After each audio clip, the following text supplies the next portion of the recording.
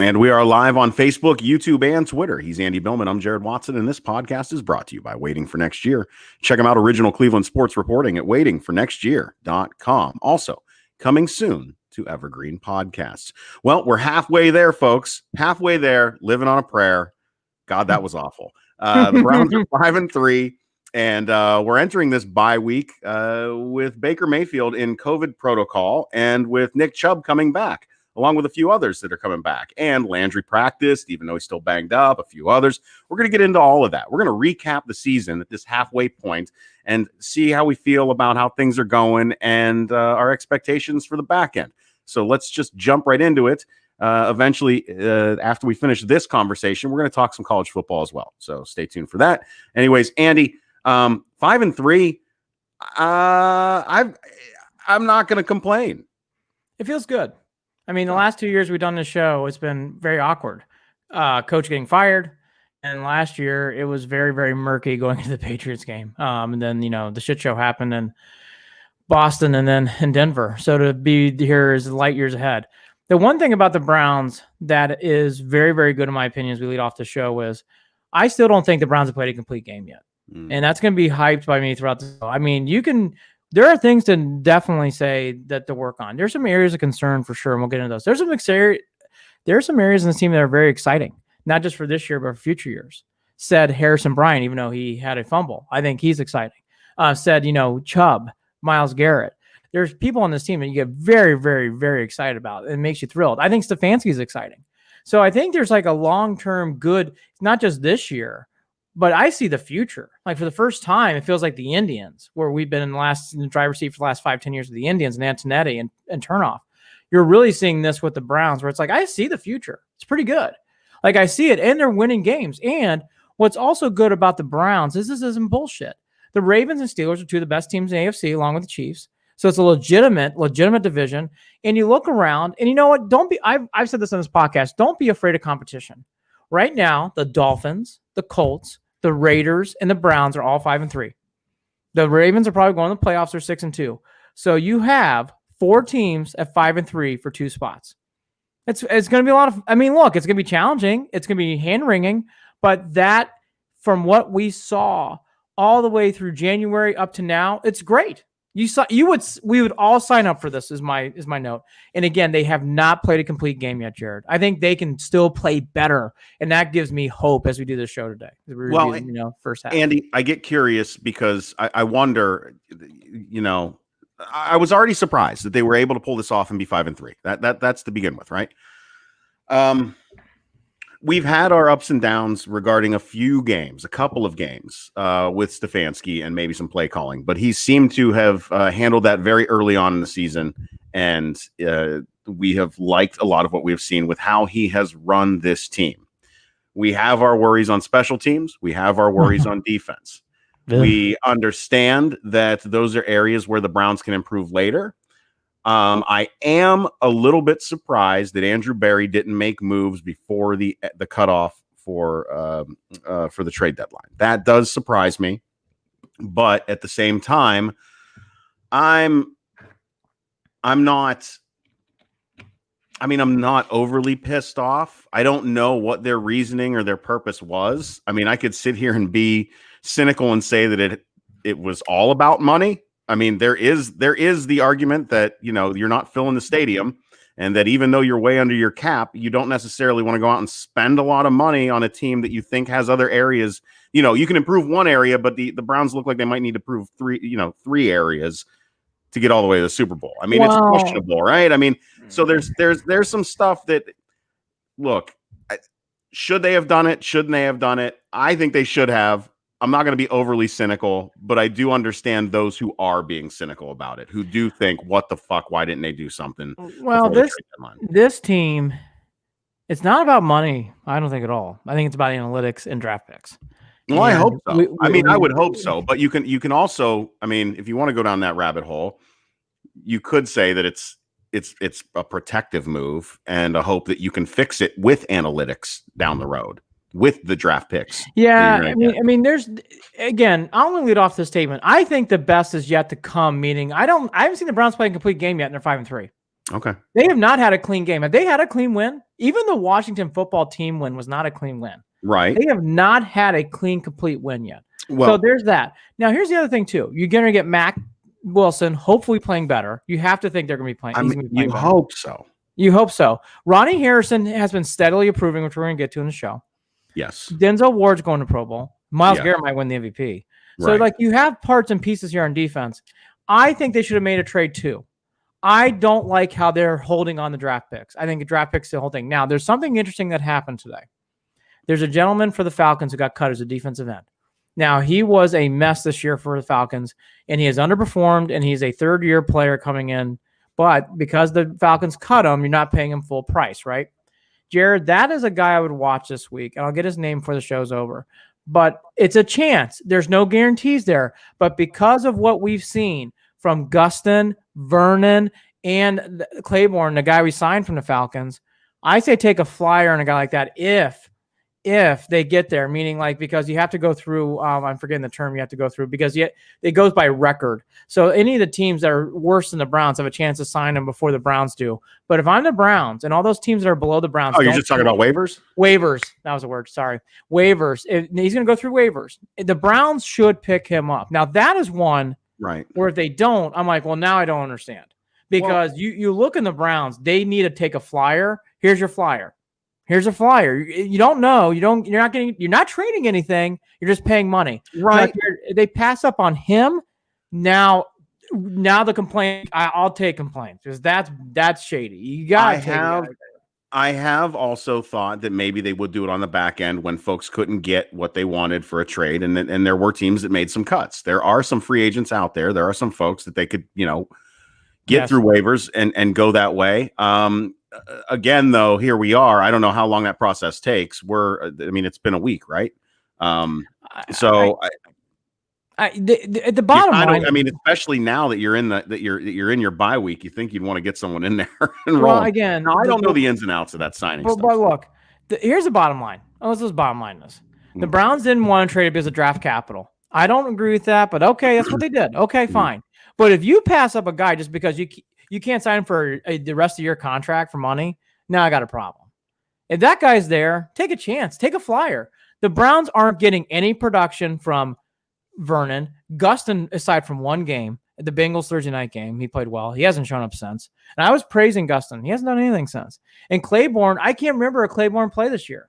Nothing from Claiborne. Yeah. So they need help. Look, this whole thing, though, I want to start off with 6. Mayfield was the beginning and end of this whole preseason, and he's been the story outside of OBJ and Garrett and Chubb. But really, it's been about 6. Here's what I would say 8 games into 6, what we've learned. More games are needed to determine where he goes. Unless something catastrophic happens, I don't know why at this point you'd say don't pick up his rookie deal for 2 more years. I'm not seeing that yet, Jared, where it's like, boy, this is shaky. No, of course not. And I will also say this. It was brought up.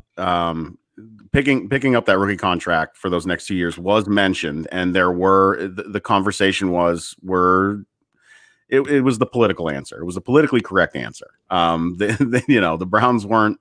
It's almost the same thing, though. They did the same thing to Myles Garrett when they were talking about the extension stuff, where we were like, what the hell are they doing? Because the way that they were wording stuff made you question it. Now, I think if you remember that you can look at now with Baker and take certain things with a grain of salt. Take their words of being kind of slow on the move and overly, I don't know, trying to be pragmatic but overly cautious with a grain of salt. They only tell you what they want you to know. They keep their business internal as good as I've seen this Browns team do in a very long time. No, they do. That's not a bad thing. That's a good thing. Exactly. Absolutely it is. So I wouldn't read too much into what we did here regarding the signing. Oh, no, I wasn't referencing that. I know you weren't. I was. Yeah. I brought it up and I wanted to make sure that I said on the back end that it didn't necessarily mean that they were, not going to. But we get it. I want to know, with Baker in this protocol, I think that's what I'm sitting on right now, to be honest. When we're talking about Baker and we're talking about his way forward, this has been a strangely noisy but not in the way that it used to be. Noisy bye week. Getting guys back. Baker sitting out because of COVID.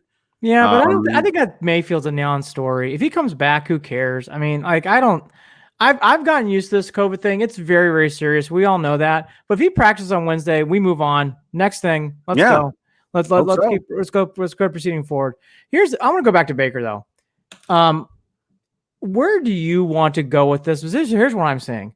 I think this guy, number 6, needs to win one or both of the Ravens-Steelers games. He needs to win one of those for sure. I'm okay with him winning one. Again, I said 1, 2. He's got to win one. I'll be honest. I hate saying this. I don't know that the Browns could beat the Steelers. I don't. I'm ready to say this. I think the Steelers can be very gettable, and here's why.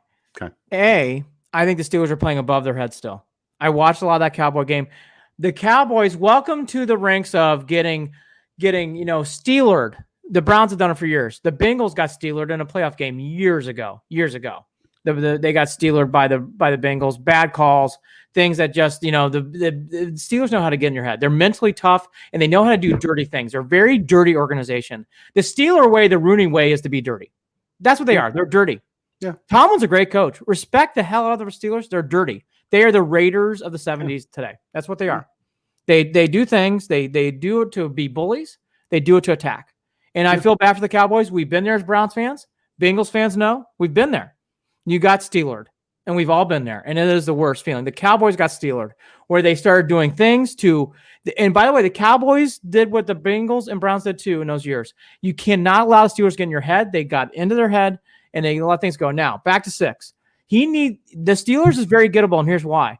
I think the Steelers are playing above their heads still. I still do. And here's the other thing. If they clinch a big enough spot, they may not be trying in week 17. That may be a game. Yes and no. I mean, I've watched them. A healthy Ben Roethlisberger.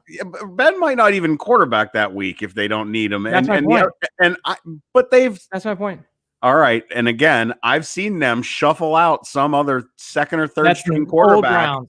I hope to God it is. But again, just like I said about Harbaugh this season, until you show it to me, until you prove it to me, I don't care.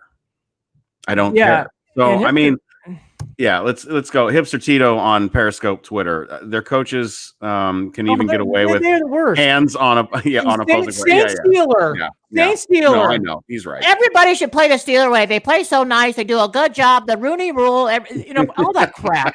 It makes you want to vomit. They are dirty. They do things illegal. They hit you hard. And then when you touch their quarterback, they get flags. It is the worst. I felt bad for the Cowboys. I don't want to feel bad for the Cowboys. I don't like them. But here's my point. They do this shit. Again, the Bengals in that playoff game, you've been Steelered. Again, for any Cowboy fan listening, you've been Steelered. We've been through it. And it fucking sucks. And you sit there and you start talking to yourself, and your wife or girlfriend won't talk to you because you're spitting mad. And you just watch that game, and I just felt for the Steelers. I mean, for the Cowboys. So I've been there as a fan. And when you get Steelered, it drives you nuts because you watch that game and you're like, and you know you're going to lose. And that's what happened. But anyways, that's for the Cowboys' problem. We're talking about the Browns. I think Baker needs to win one of those 2 last games. He needs to win one of those 2 last games, whether it's the Ravens or the Steelers. I mean, I think I honest to God, I think they're going to beat the Ravens. I do. I think they're going to win the Ravens too. I noticed over the weekend. So I watched a lot of NFL. If I'm being fair, yes, Baker needs to improve. Yes, Baker is definitely in that middle category. If we don't know, no disagreement. If I watched around the league and being honest, outside of like the nameplate quarterbacks, Mahomes, Rodgers, Wilson. You hear those names, you kind of know what you're getting. Mayfield's really in that middle pack. There's a lot more middle pack than what we want to realize sometimes. Oh, there's definitely a big middle pack right now. And I think he's in that middle pack. Now, he needs to play better. We all agree there. But I just think at times watching these games and taking it in, I actually came away saying, you know what? Pick up the rookie contract. Even if that means you need to draft a quarterback, fine. But looking at the league and seeing what I'm seeing, Jared, Baker's in the middle. He's an average quarterback. Don't lose an average quarterback. Don't be stupid. But no, there's no reason to. Absolutely not. But, And he's an average quarterback with a higher ceiling still. yes. Now it's here's there. here's the other thing too that I saw. So I read a bunch of write-ups today, Cleveland.com, The Athletic, and everything else. Here's something though that I do think Baker needs to improve on. With the Bengals win aside, because that was a great win. Bills win aside, last year, and the Jets game, Broncos game 2 years ago. He's had wins. He's had wins like that. We all know that. Baker, though, at times, I will say, example A, Steelers game, he makes plays where it feels like the team and the game is lost on one or two throws. And he still has not gotten above that. And that's the one thing I think he needs to start doing, or it's here's an example, that Thursday night game against the Bengals. Yeah. They got away with it, but that pass across the middle gets picked off, or it's like, God damn, like why? Those are the kind of plays, Jared. I mean, the gunslinger and Favre love it. I mean, I actually don't mind it, but these throws across the middle, said interception for pick six, he still has too many of those plays where it's like, it feels like one throw might cost you the game. Again, though, he is improving. The Bengals, while that did happen, he was able to walk away and he threaded a lot of needles that game. He made the plays. It was a good game for Baker. And as much as that Raiders game drove us up a wall, that was not on Baker. That was not on Baker. So Mayfield. I think coming out of this bye week, Baker will have a big game. I think you're right. And this goes to my point. I really too. do. Now, here comes my point too. The reason why the Bengals game worked out, the reason why some of these other games worked out is because of number 95, Myles Garrett. He is playing. I am surprised. This is going to go to another annoyance of mine being a non-Buckeye fan about the Buckeyes, but reading all these things, I still don't think Myles Garrett's getting enough pub by press about how great of a season he's having. Yeah. So I guess I'm going to do it again. Myles Garrett is playing out of his mind. He single-handedly turned around the Bengals game when Chubb got stuffed to the 1 yard line. That strip sack changed the whole game. The strip sack in the Cowboys game set the tone for that whole game. He almost had one in that Raiders game, and he was injured. He was injured. That moment where Philip Rivers got the safety, that was Garrett. That was all Garrett.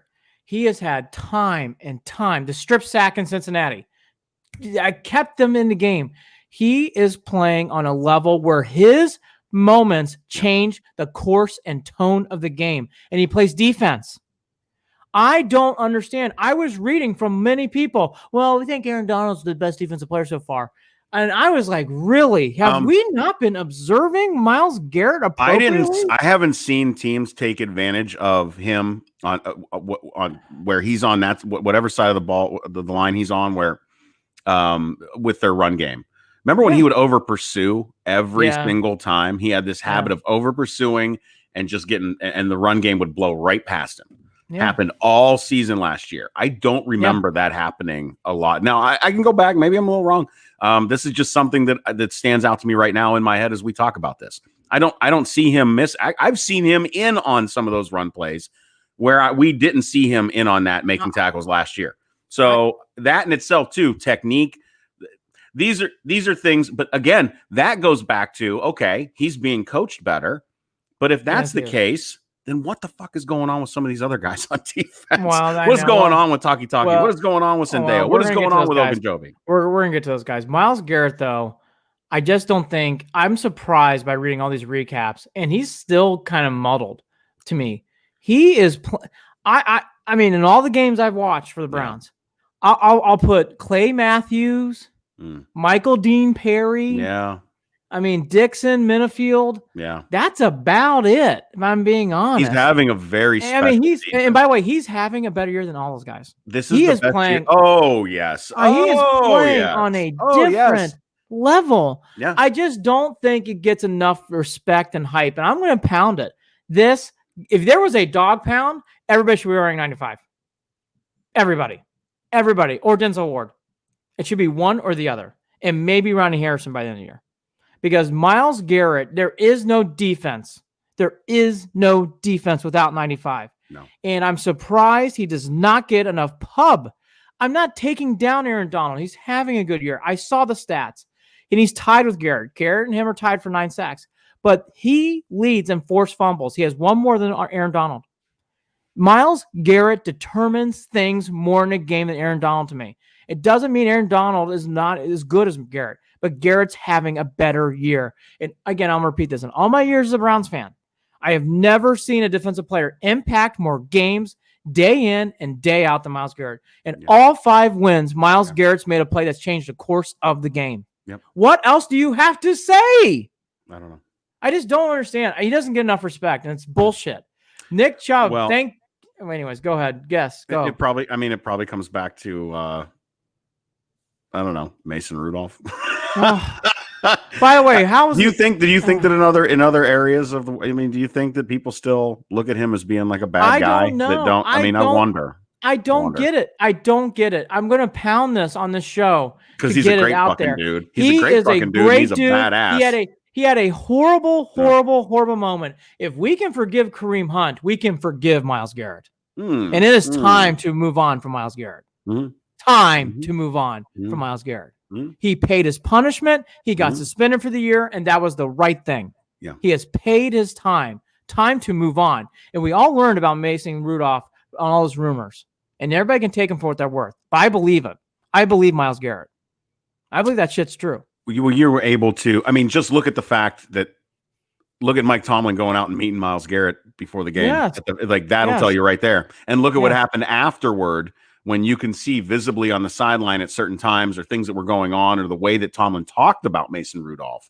Yes. That Tomlin knew and believed Myles Garrett. Yeah. Look, there's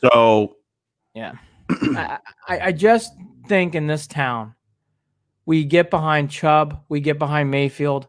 I'm going to palm this guy, Myles Garrett. Right. And you didn't do it last year. And he is the best player in this team.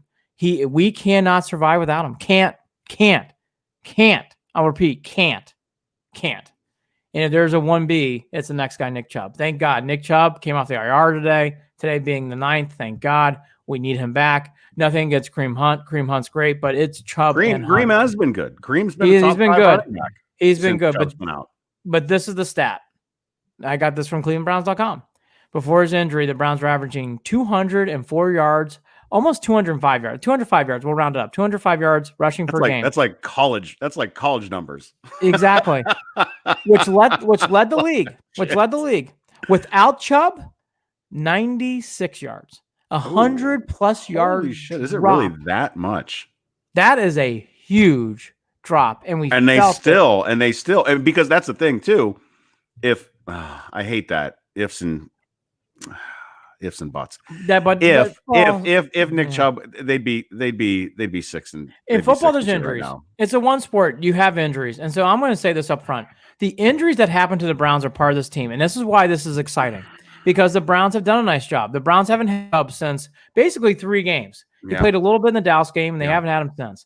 And for this team, if we would have said this on this podcast, hey, the Browns, they'll be 5-3, and you won't have 5 Chubb, I'd be like, bullshit. I call bullshit. And they did. And they did a nice job. They I told you. I thought they'd get 3 wins with Nick Chubb. Maybe, right. So to get Nick Chubb back is a huge deal. And we all know this is Captain Obvious. But the excitement should be here. And again, this is another reason why I don't think the Browns have played their best games yet. Right. And this is a reason their injuries. And let's go through them. Chubb, Teller, Hooper, OBJ, gone for the year. Delpit, gone for the year. Phillips, hope he's back. Mack, he's been back, but he hasn't really been back. And there's been other guys on this team that we've seen. The injuries have been a big part of them. And I do think this has made Teller came back this week, correct? Teller's back, Chubb's back, and it sounds like Hooper's back, which is great. And I'll say this team, to survive this much injuries, will make them a better team in the long run to go into the playoffs if they can get there. And I think they are. I really do. I'm not going to hide it. I think the Browns are on their way. It's not going to be easy at all. The only way that they're going to be able to do it is, first of all, they're going to have to do their job with the games on the way out. And second of all, they're going to have to take one of those divisional games on the way out, too. They have to take one of those divisional games. They have to take at least one of those divisional games. And hey, let's just call it the way it is. Take out the garbage. Beat the Texans. Beat the Eagles. Yes. Beat the Jaguars. Take out the fucking garbage. You have to. You got to beat those teams. You have to beat those teams. And it will, as much as we want them to beat the Steelers, it might help the Browns more to be able to beat the Ravens on the way out too. Look, beat them all. But look, Yeah, here's fuck it. the Beat thing. them all. Why not? Beat them Yeah. all. Fuck 'em. 8-0. So, you called her first, 13-3. But if they don't do that, don't call them. Call them for. It's almost holiday season. I was so happy with thinking about 10-6. I am. The 10-6. idea of 10-6 sounds great, but when we go through that back end of the schedule, when we go through those last 8 games, you're sitting there going, "Oh yeah, I could sniff 13. I sniff it. Yeah. I smell that. You smell that? I smell it. Well, I smell garbage. The garbage teams are coming in. The Texans, garbage. Eagles, garbage. Jaguars, garbage. Take out the garbage. Right. I don't want those I don't want one of those goddamn Cecil Short games. I don't want one of those games where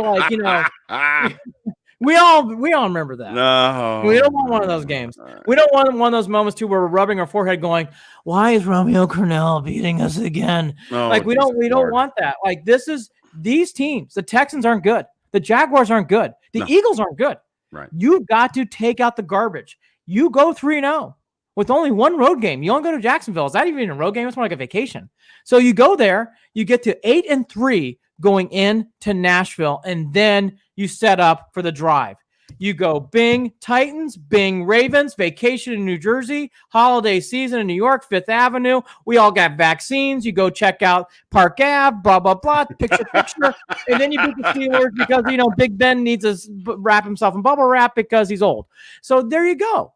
It's not this second half is favorable. I will say that even if they can't pull it out in that second game against Pittsburgh. And again, I know maybe I'm giving them more credit than they deserve because Lord knows they haven't been playing. Look, this is different. They haven't been playing a big competition. I want to see Myles Garrett have a day. That's what I want. Yes. I want to see Myles Garrett have a day in that game. I want Denzel Ward. Have yourself a day. I want Denzel Ward to pick off the ball. Yeah. And go backwards and wave to Joe Hayden as he goes in the end zone. Right in front of Mason Rudolph's face. Do it. Yeah, why not? Why not? But again, I think and we'll go through the rest here, but there's no excuses. Because of the schedule ahead, there's no excuses. Mm-hmm. Finish strong. This schedule is not tricky. Mm-hmm. You have no excuses. It's been a hard season. It's been a grind. The Dolphins, Colts, and Raiders are all 5-3 for 4 teams, 2 slots. 5 teams, including the Ravens, for 3. But the Ravens, I think you got to admit the Ravens are probably getting in no matter what happens. So let's move on then to I think we covered a lot of that pretty well. And we got excited about the backside. Let's cover let's talk about Odell and what it's going to be like playing these next 8 games without Odell. Again, I'm going to go back to what I said, I think it was about a week ago. And it was, this team is absolutely not better for it. They're just not. Yep. I don't like that idea. I don't like when people say that. I don't agree with it. Where I do understand is when people talk about the connection that Baker has with Higgins and with some of these other guys. But the issue then is, well, then what the hell happened against the Raiders? Because Higgins wasn't around during that game. The drops. There's a lot of stuff. They didn't like the cold. Maybe that was it. Maybe it was as simple as they didn't like the cold. Well, this organization's had that team now for 10 years. They're gonna right. No, but they're gonna. But here's the thing.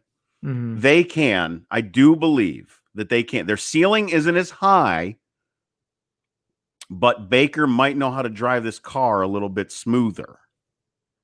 And I think that I brought that up about a week and a half ago or whenever that episode was. And the idea basically is that Baker might feel like he's in a little bit more control and has a better connection with Hollywood down the road. But again, that Raiders we game know damn well that if that Raiders game, we've already talked about it. If Odell was in the game, one play and Odell could have changed that game. Do not discount a playmaker like Odell. You can't do it. Here's OBJ in a nutshell. Here's OBJ in a nutshell to me. I love Landry. I love his passion. I love how hard he plays. Yeah. Landry in the last 2 games has had the ips. He's dropped the ball a lot. He has got to play better, and he knows it. He knows it, and we love him. I love Landry. Landry has got to play better. He has got to do a better job. And I think that is where the big thing is here. Now, we're going to miss Odell's speed. You can't replace that. I am not a Cordell Hodge guy. Nothing against the guy. I just don't think he's there to catch the ball. Right. Peoples-Jones, more Peoples-Jones, more Hollywood. Right. But for all those people who said, and see, the offense opened up after OBJ. Well, game one did not explicit that. Now you hear other people saying, well, they had Chubb, they had Teller. Okay, fine. Well, all these guys are back now. So let's see what happens. But Landry, to me, is the king linchpin. If he continues to have the ips, the OBJ discussion is going to get brought back up. If Landry catches and does what he normally does, I think that goes back into the backside, and I think people will just forget about that. But you sorely missed him in the first game. Sorry, you did. And you felt it. And I'll tell you the other one, too. And he's played better than what I thought. But Njoku in big spots makes you nervous. Sorry. Guy can drop a ball faster than anything. Makes you nervous. Boy, he pissed me makes off in that game. You ain't kidding. What a disappointing drop. Play better. Come on, dude. Hooper and Harrison. Hooper and Harrison's what right I in want. the fucking chest, man. Right in the chest. He's done his whole career. We can pick the 10 games. I have been very thrilled with Stefanski. Pleasantly surprised, but I got that vibe even starting in April. You could tell he's got his shit together. Yeah. You can tell he's got the sideline together. You can tell he's really got a plan. You know, Stefanski's had games where he's lost, but you know what? Let's look at all the games. Tomlin, Super Bowl champion. Tomlin's a great coach. Right. Harbaugh, Super Bowl champion, great coach. Gruden, Super Bowl champion, great coach. Mm-hmm. If you get out coached by those three guys, as a rookie coach, we can all take a breath and say, okay, you know, whatever. It happens. We don't want to lose those games for sure. But Stefanski's losses to me all add up. Does he have things to learn? Oh, absolutely. But the one thing I'll give him credit for is he's steady Eddie. I do like his presence on the sideline. You do see things on this team, how he gets things involved, and he does make for 80 to 90. There's always debatable plays. We're all going to play armchair quarterback. But if you're in the 80% percentile, where it's like, maybe if I didn't like the play, I get it. Basically, Stefanski. There is 10% where we don't agree, but that's going to happen in any sport. But 80% of the time, it's like, even in that other 10% where I don't agree, it's like, I get it, but I didn't love it. But I get it. I don't love it. So I like him. You know my favorite part about Stefanski? He fucking takes responsibility. Yes, he doesn't throw people under the bus. Yes, he does. Yes, he does. He has emotional intelligence. Mm-hmm. I can't explain to you how important that is. I can't. You either know it or you don't. He has a sense of a sense of calm and understanding of if things don't go right, it is okay to admit that it didn't go right. Yeah. And not to feel uncomfortable if eyes are on him about a mistake. And by the way, he is prepared, and not to push that blame on someone else. Hugh Jackson. Hugh Jackson. Oh, Hugh Jackson. Freddie Kitchens. Insert name here. I mean, what do I say? He doesn't get a puckered butthole. No, he doesn't. Those guys did. Shermer. Ugh, Shermer couldn't handle it and save his life. Here's the thing about Stefanski, though, now to the other end. There's only one thing. I only got one note. Stefanski, I would pay a little bit more attention to the defense. Just a touch. Just a touch to the defense. Defense needs a little bit. And just a little touch. Yeah. Well, I mean, he doesn't have his back to the defense when they're on the field, which did we have a coach who did that? Oh shit, that's right. Hey, we had a coach who did that. Fred, I'm busy trying to make Odell happy right now. Leave me alone. Has anybody got my snacks? Look, if you're Andy Reid, you can sit with the enemy during a Panthers game and mark up plays. But that's about it, okay? Andy Reid can do that. You're not Andy Reid. Now, look, I do think Stefanski, okay? Andy Reid, you can get away with it. But here's one thing I will say. This defense really needs to improve. I would help out Joe. Let Van Pelt run that offense a little bit more. I want to see some improvement. There's only so many times we can say Sendejo's out of place. Oh, my God. Sendejo. Again. Sendejo. I'm telling you, if we roll it back, Sendejo has cost that team an average of 14 points a game. Throw in Taki too. I'm telling you, throw in Taki too. Sure, 21. Taki gets mowed over like once a game. Once a game, he has one of those moments in the game where it's like. But see, that's what drives me up a wall is that you have it's one weak. It's a weakness that, and this goes back to this. This goes back to Why didn't they make a move? Why didn't they make a move before the trade deadline? Again, draft picks and this team believes way too much in draft picks. That's the only thing in the analytics. There's an 80-90% chance. Please do I know, something. I know. As we've said, if people who are new to this podcast, I think draft picks are a crapshoot.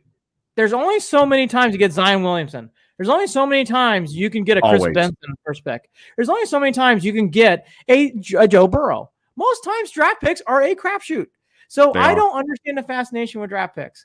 I know sometimes you need them, and by far football draft picks are like this, like blah blah blah. Willy Wonka golden ticket. You get 7 of them, once for every round. Right. But since when I thought analytics would show that it's a crapshoot? That's the odd thing.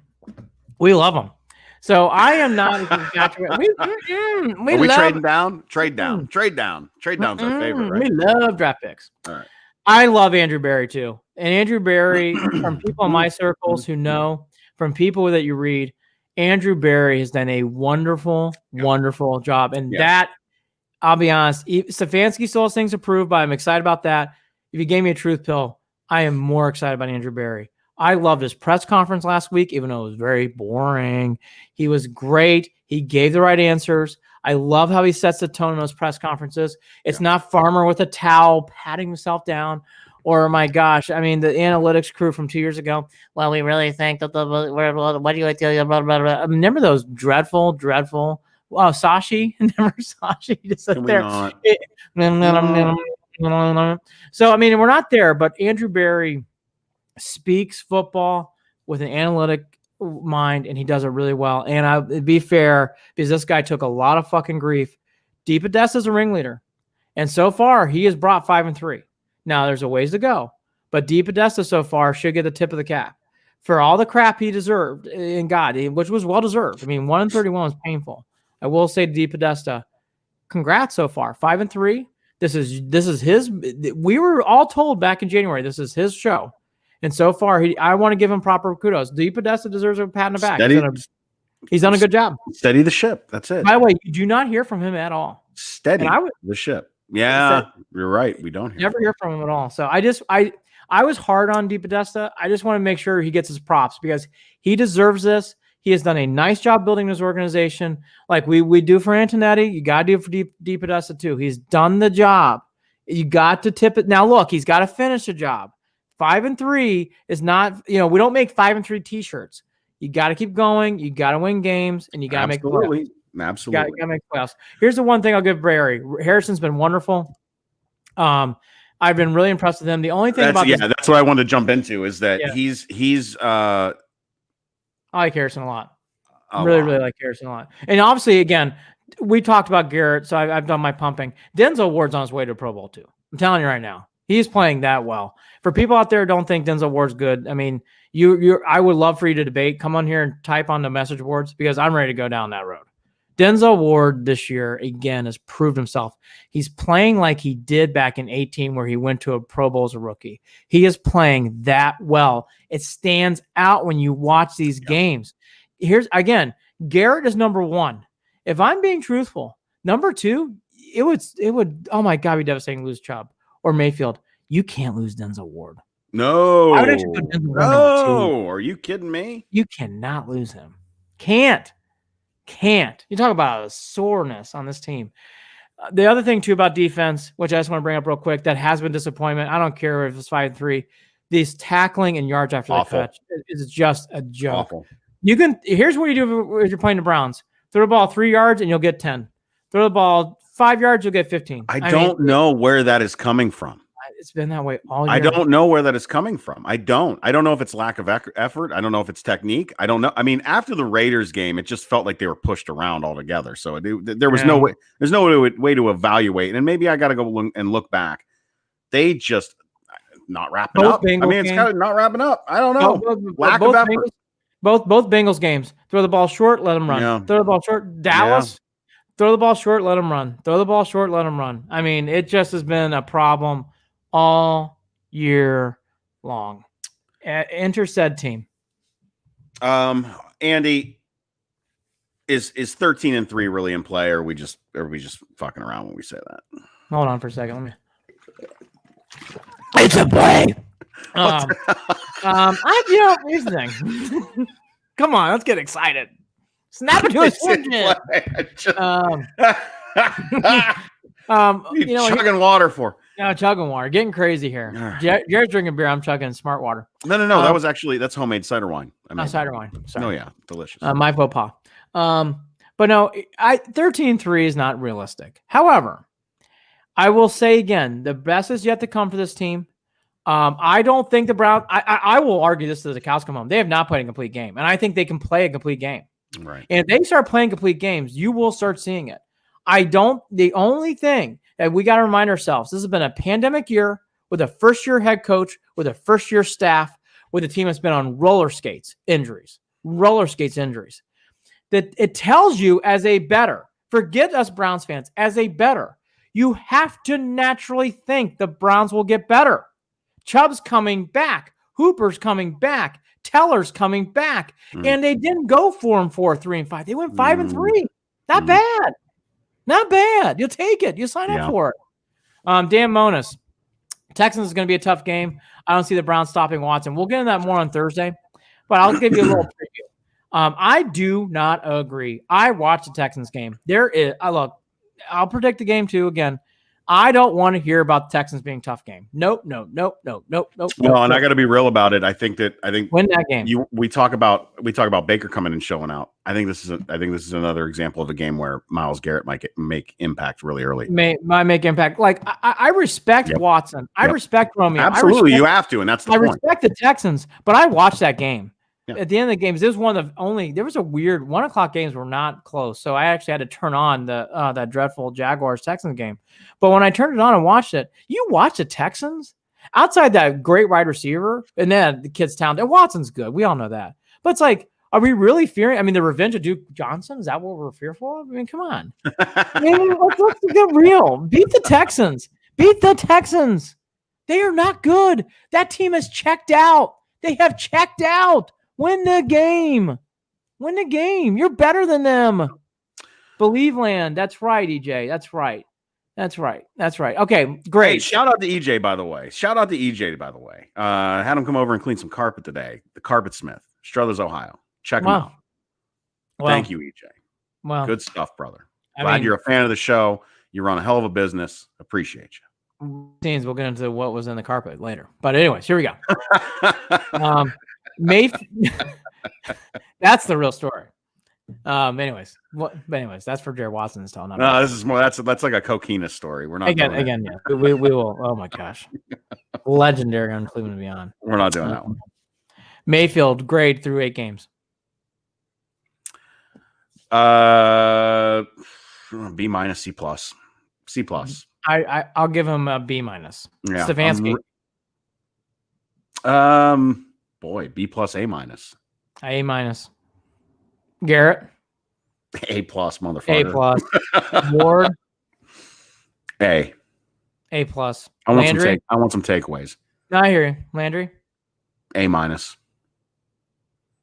Close to a B right now. B plus. Those drops were critical. I don't think you can understate that. I hate to put it on him. Those Raider drops were critical. I'm not holding that second Raider drop on him. But okay. No. Yeah, that's a disagreement, but he should have caught the ball. I'm being very tough. Chubb. Bro. His grade's good enough that he can fail out the rest of the season. He is obviously an incomplete, but we all know what that grade's going to be at the end of the year. It's going to be an A. Hunt's a tough one. B plus. I actually expected, even though he's a top. This is awful. He's been a top 5 running back since Chubb's been out. I think Hunt's a B. That contract was good for you know teams. What? You're right. Hunt's a B. He's a good player. With Hunt and Chubb, it is a machine. With Hunt, it's good. It's good. Offense. Oh, God bless. Averaging usually, outside of those blips, I would say the offense is an A minus. I'm more tougher on this. It's a B. Okay. You really look at the stats, it's a B. But again, outside of a couple games, they're averaging. Even with those, they're averaging 30 plus points a game. I can't. Hate on that. Here's the thing. I'm not hating on them because I think the offense is going to improve. I think the offense is going to get better. Now, defense. Oh, boy. C- only because they're being held above water by a couple of players. C only because of turnovers, like what you're alluding to. If they did not get turnovers and without Myles Garrett, it's a D minus. Oh, yeah, absolutely. But with the turnovers, with Myles Garrett's play is changing. I'll say this: Myles Garrett's out of the game. It might even drop to an F. Yeah. It's a C as well because of the Colts game. They won the Colts game with their defense, so it's a C. Special teams. C minus. I don't know. D minus going on F. You hated D that minus. It's been bad. I just think it's been mostly blah. Bad. It hasn't. I maybe it's just that I feel like it's been worse in other years. The only thing about this team in big games and big spots, you have to make special teams go. And right now, Scotch Hammer's been fine. Parkey has been okay. Loy late in games, he makes you nervous. But everything else, like punt coverage, ugh. Kickoff coverage, ugh. And Peoples-Jones, it's been wonky. Special teams have not been good. Not been good. They haven't cost him a game, so it's not an F, but it's a D minus. Got to play better. We will get more into the Texans game on Thursday night, previewing into it, which will be a special show. I believe Holly Wetzel might be joining us. Cool. But we'll get into more about the Texans then. But so far, to go into what my partner said before we get into college football world, 5-3 we'd all sign up for it back in August. All of us. All of us. And I think if you don't say that, I don't think you're being honest. And I think even now at 5-3, we're doing our best to not bitch about it. I mean, because there have been a lot of ungrateful sounding Browns fans bitching about the Browns, even though they're at 5-3. And this is the first time that they've been in a playoff hunt after the bye week since God knows when. So my positive spin, I think the best is yet to come. I don't think they played their complete game. Yeah, buddy. Let's do it. 13-3. Last note, I'll probably say this 2 more times. Take out the garbage. You got to beat the Texans, Eagles, and Jags. No excuse. Yep. Dan Monis, don't tell me how good the Texans can be. I don't want time to win those games. Yeah, don't care. Speaking about greatness, before we get to my Irish, let's talk about college football and the Buckeyes. Everybody's watching the Irish game because it was the biggest game of the day, and we all love Notre Dame. Even I was watching the Irish game and didn't watch the Buckeyes game. Yes, because the Buckeyes played the state of New Jersey, and they took care of business. Yet, here were most of the headlines I saw. I will say that they didn't cover, so that was annoying. Oh, here's most of the headlines. Buckeyes win but didn't cover. Here's a headline I saw from The Athletic. Placing the flawed Buckeyes in playoff conversation. Not my headline, The Athletic. Let me just say this out loud. I hate doing this because I am a Notre Dame guy, but I have to actually these headlines, these print reporters are kind of throwing me off right now. Placing the flawed Buckeyes in playoff conversation. Flawed. When you have by far the Heisman leader who's not just having a Heisman like he's the best player in the country, he is doing things that's breaking records. Justin Fields right now in total running and throwing has 13 touchdowns. He only has 11 incompletions. 11. Yet the headline, placing the flawed Buckeyes in the playoff conversation. Talk about burying the lead. Justin Fields. Again, I'm not Mr. Buckeye.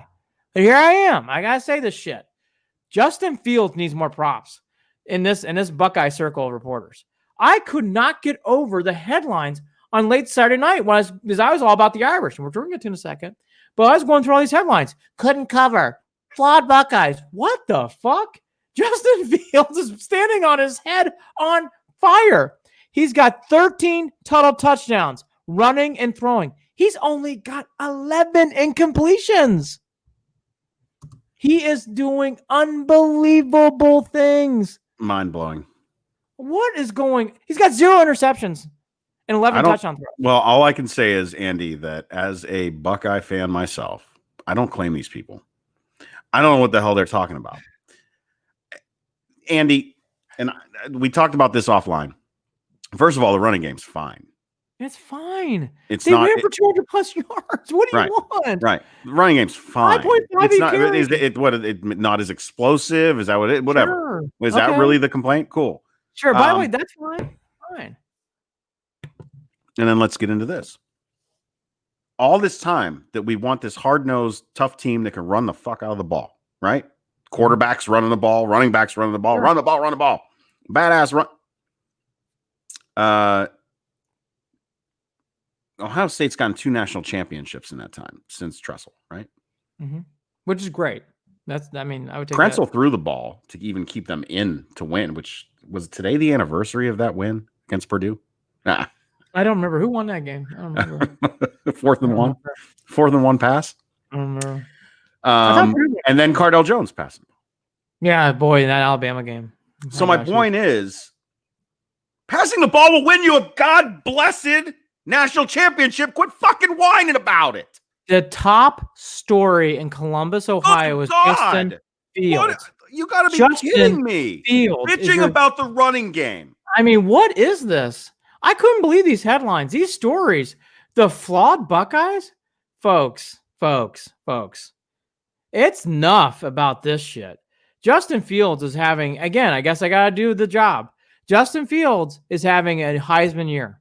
Yes. If he continues to play like this, he's having a Hall of Fame frame it type of year as a Buckeye fan. And throwing the ball will win you a national championship. Oh my gosh. I just don't understand. Want to bet? I'll bet right now. Let's do it. Ask LSU.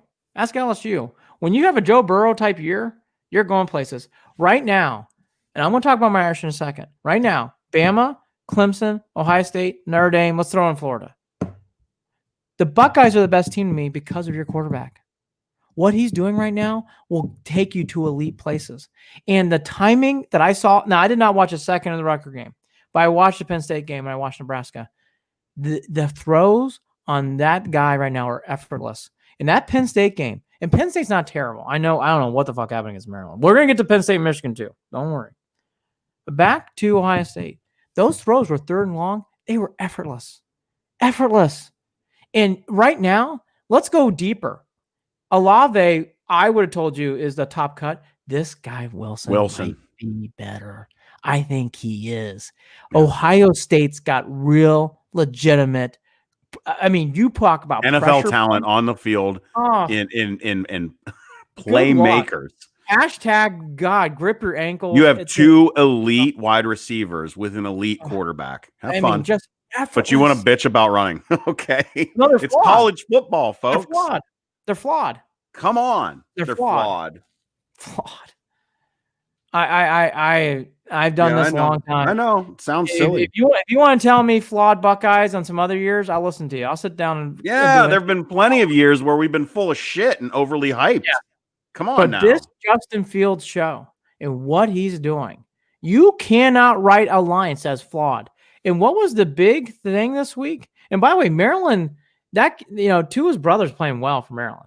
He had a great game against Penn State. What is the big concern? Can the Buckeyes cover? Are we there? Is that what the reporting's gone to for covering the Buckeyes? The storyline is now you got to cover about whether they can cover spreads or not. Well, that's the big story. I actually only brought it up because I thought it was funny. No, but Jared, this is the headlines, and these are headlines. Go to your local set paper. Those are the headlines. I just think this story about Justin Fields is not getting enough local pub. Right. And it needs to get more. Right. He's having an historical year, not just in Ohio State terms, nationally. Yeah. What he's doing to run and throw for 13 total touchdowns and only have 11 incompletions. I mean, that's just outstanding. 11 touchdowns thrown, 0 interceptions. Oh, by the way, he's only thrown 11 incompletions. He is having an even the last game, what, he had 5 touchdowns and 4 incompletions. And by the way, he is not throwing the ball 50 times.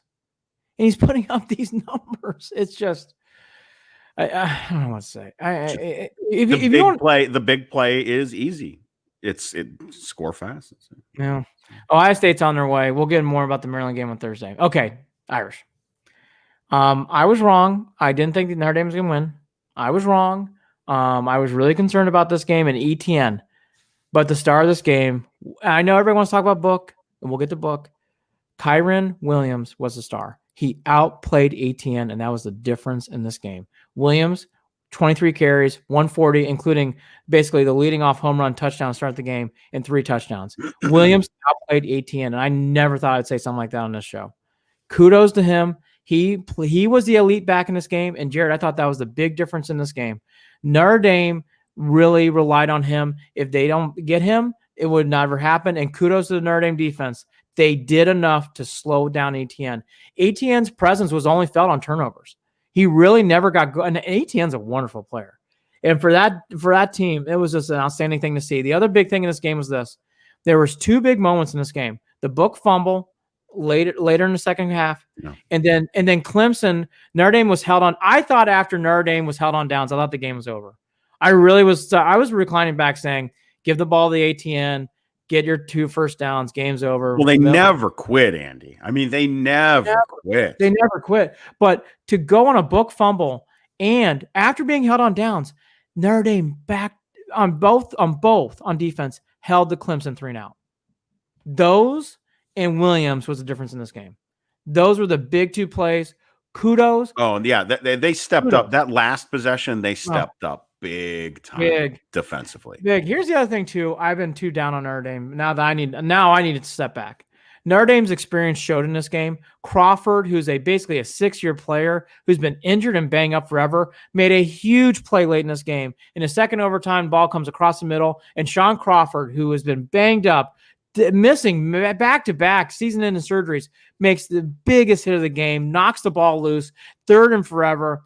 Jared, I mean, it was just one of those plays where it's like, God, even Crawford, God bless him, who's been injured his whole career, makes a big hit late in double overtime to knock the ball loose to force into a 4th and long. Those are the things in this game. Every senior, the experience showed for Notre Dame. You know, experience does pay off in this case, and that game it showed. You could see the wear and tear in the Irish, and kudos to Kelly. Kelly's wet his pants in a lot of these big spots. He did in that game. Oh. And Dabo Swinney was getting every fucking call. And it was awful watching it as a fan. Oh, my God. But he got over it. He made the plays, and in fairness to Book, when he had a chance late in the game, 4th quarter, darted that ball 40-plus yards to Davis that set up the whole winning touchdown. So everybody played. Ian made passes. He made passes. And I'll tell you, Notre Dame in this game, I'll be fair, Clemson's weaponry, they have weapons everywhere. That freshman kid is going to be a star. We're going to have to all learn how to pronounce his last name because that kid is going to be a star. Trevor Lawrence would have made difference, sure, but that kid for Clemson played a great game. It was one of the best games I've seen in a long time in regular season. It was I shouldn't say in a long time, but it was the best regular season game this year by far. You didn't feel COVID. I mean, obviously it didn't because clearly because we saw what happened after the game. Everyone rushed the field. Saturday was a celebration for Biden and Notre Dame's elite victories, clearly, because everybody's partying in the streets of D.C. and South Bend. But here's a big thing. That was a great game for Book. That was a great game for Kelly. And here's why this wins legitimizes. Notre Dame plays BC and Carolina. Those are 2 tough games on the road.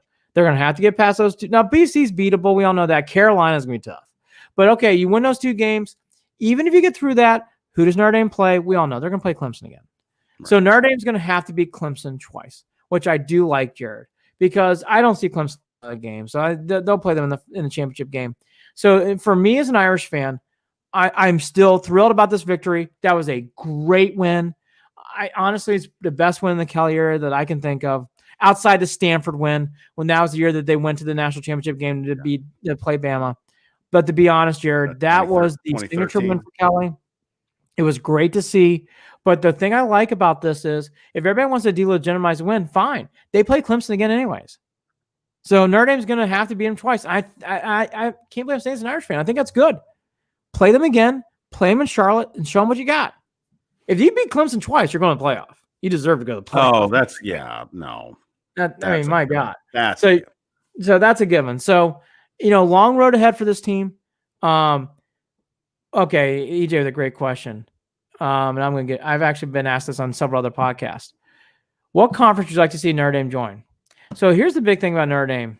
Notre Dame, who I love, my mom's side of the family had multiple people went there. Her dad went there. So I became a huge Notre Dame fan because of it. Notre Dame, and even though I cheer for them hard, it's all about the money. Notre Dame is about contractual money. Notre Dame is about big time things.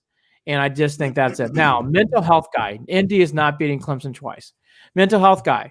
I am a huge Notre Dame domer, even though I got a Purdue flag behind me. I love Purdue too. Love Notre Dame football. Don't care about Notre Dame basketball. Love Notre Dame football. I actually agree with you. I think as of now, I don't see Notre Dame beating Clemson twice. What I'm saying, though, is they have the opportunity to legitimize that win because they will play them twice. Right. Ask me again. As of right now, Lawrence healthy. They're missing a big defender in this game. Other players coming back. Yes, I do. Clemson probably wins. But I'll say this. Notre Dame showed me more in this game than what I was expecting because of what they did to ETN. And again, Williams has played well this year for Notre Dame. He has done a nice job. He took his game to another level. Kyron Williams has not done that all year. He outplayed ETN. That gets me excited because I was not expecting that, and that was the difference in this game to me, outside those stops on defense. The other big thing in this game, which is a great article written in The Athletic, I guess Venables has been known to steal calls, audible-wise. So a big article was the wristbands key. Because I will say it was interesting. Is I never really noticed Notre Dame do wristbands, but they did in that game. Did that play a difference in this game? People can make a determination. But kudos again to Kelly and to Reese. Tommy Reese, the ex-quarterback. Now, well, it's awareness. It's being it's an awareness move. Bingo. I just think this for this team. Again, going to the Browns, I think Notre Dame could play better. So I do think there's a chance for them to beat Clemson twice. Is it going to be easy? No. Do I think reality that they're going to do it? I don't right now, no. I think Clemson's going to beat them in the second time around.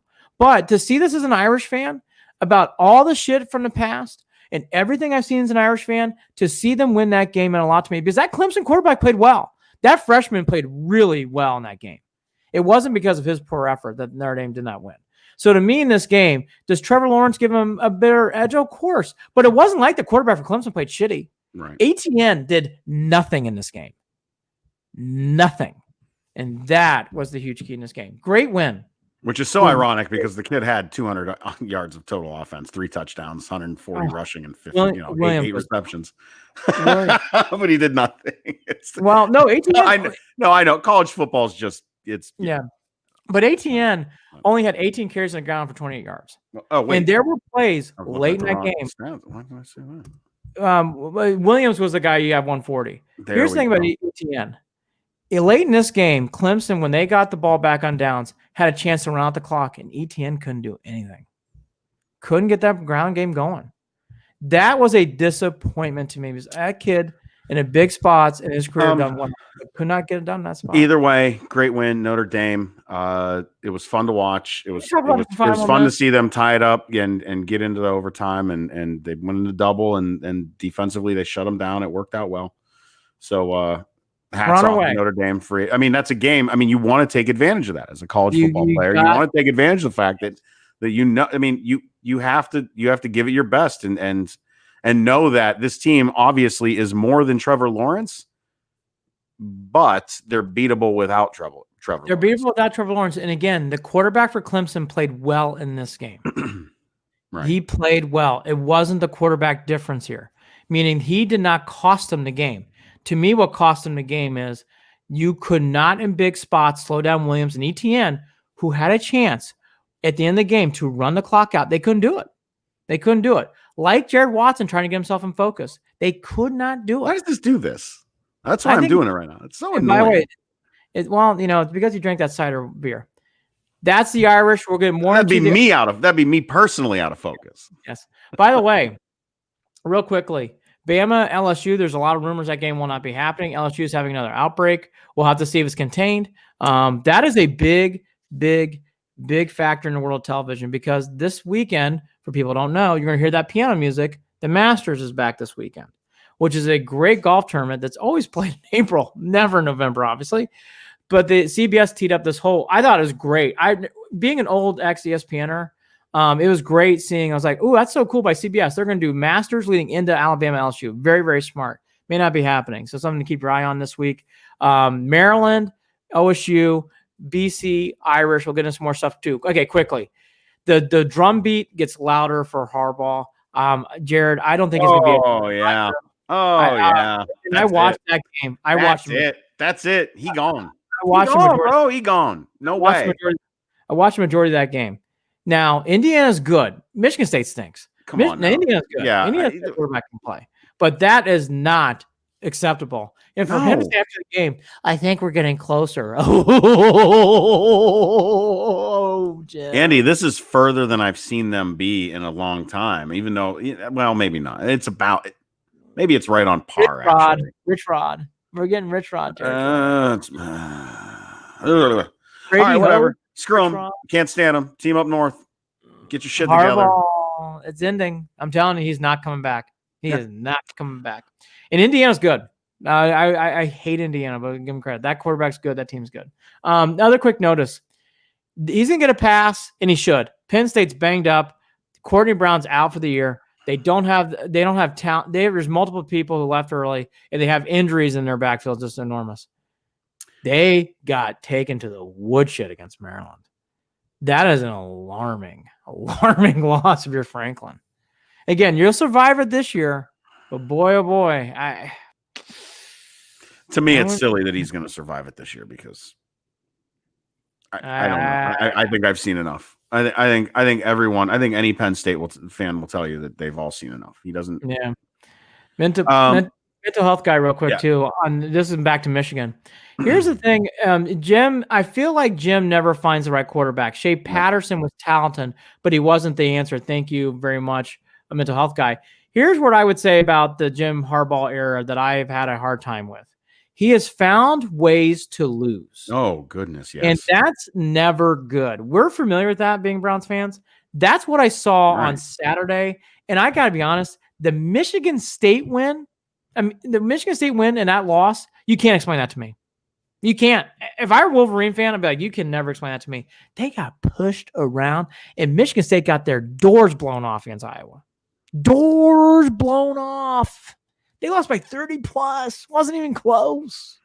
Don't give me that. Well, and again, here you come down to this question. What do you do after when you hit the adversity of a loss like that? A game that you should have won, you should turn around and make. I mean, what did the last year that Ohio State won the national championship game, they lost one that they should not have lost against Virginia Tech. And what they do, they turned around right after that, and the rest of the season smoked all the way out. Here's the thing, too, with three different quarterbacks, and still made it happen. Right. Here's the thing, and I know where mental health guy is saying, but Michigan, I like Milton. He's not great, but Milton's good. But there's always a reason why Michigan's not clicking. We've been here enough seasons to say it's not necessarily not finding the right quarterback. It's that you didn't find the right coach. And when you get your ass handed to you in bowl games on top of it, and then you can't beat Michigan, that's enough. I mean, I know the right quarterback thing. Milton's not terrible. And again, schedule is everything. And I'm not giving excuses. But that was the wrong time to be playing Indiana. And by the way, good news, you're going to be playing a nice and pissed off Wisconsin team Saturday night. Good luck. I think 1-3 is written on the wall. All right, let's wrap this thing up here. The Indians won an award that has never existed, and it's to me it seems like a weird pick. I guess I was surprised by this. Yeah, I was surprised by this, but real quickly, the inaugural Gold Glove Team Award. It doesn't even sound sexy, but oh well. The winners of the inaugural Gold Glove Team Awards, which was determined by Sabermetrics Analytics, and they went to the Indians. The Cubs won the other award. The Cubs defense was great, so that I can see. Maybe we've been too hard. I will say Roberto Perez that stuff probably helps. Yeah. Hernandez was great, and I don't know how they won it with that outfield, but okay. Go on to Shield in game 2. Whee! Just sliding all over the place. But all that to be said, kudos to the team on winning that award. I did want to throw that in there. We have not done this, but we are getting closer now that the NBA has come to an agreement pretty close. The draft is coming close for the Cavs. We should that. I know people can't believe this. The draft's coming soon. It'll be done on ESPN Bristol campus. I'll get more into that. There's been a lot of articles done. I need to start reading more about that. It's hard to determine obviously this year because there's no big name. Right. So it's easier to almost determine the 5th pick when it's like, okay, Zion's 1, kind of filters out. It seems like everybody's is safely saying it's Edwards, but we don't really know. The kid from Georgia is going number 1. So we'll get into that more with the Cavs. The Indians, you know what? I guess no news is good news. I didn't see any articles about Lindor. So I guess you take that for whatever it's worth at this point. We are brought to you by Waiting for Next Year. Check them out, original Cleveland sports reporting at waitingfornextyear.com. Also, if you want to follow us on Facebook, facebook.com/Cleveland and Beyond, on Twitter at CLE and Beyond. Shoot us an email, Andy and Jared at gmail.com, JARID. Coming soon to Evergreen Podcasts. Andy, final thoughts. Best is yet to come, in my opinion, for the Browns because they have not played a complete game yet. I would remind that to fans. No excuses. If you're 5-3 and you play the Texans, Eagles on a down year, and the Jaguars, the Jaguars and the Texans have combined for 3 wins. The Eagles are not much better. You have got, again, take out the garbage. You got to win these next 3 games. No excuses. And again, I'll circle back to this. Great win for the Irish. So excited. These local guys have got to start giving pub to Justin Fields. Growing up, I was blessed enough to have my dad's sister and her husband and my cousins live across the street. And so I had like built-in family and friends right there. Boom. Plus a neighbor down the street. And I had my uncle who my dad knew since he was 16, before I think his sister even started dating him, and they were always close and good friends.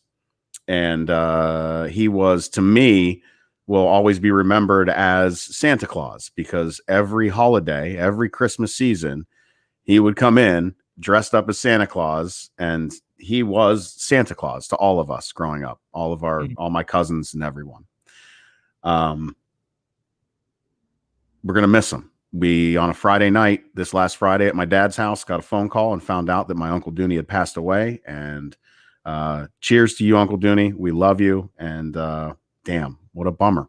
I don't know what else to say. Love you.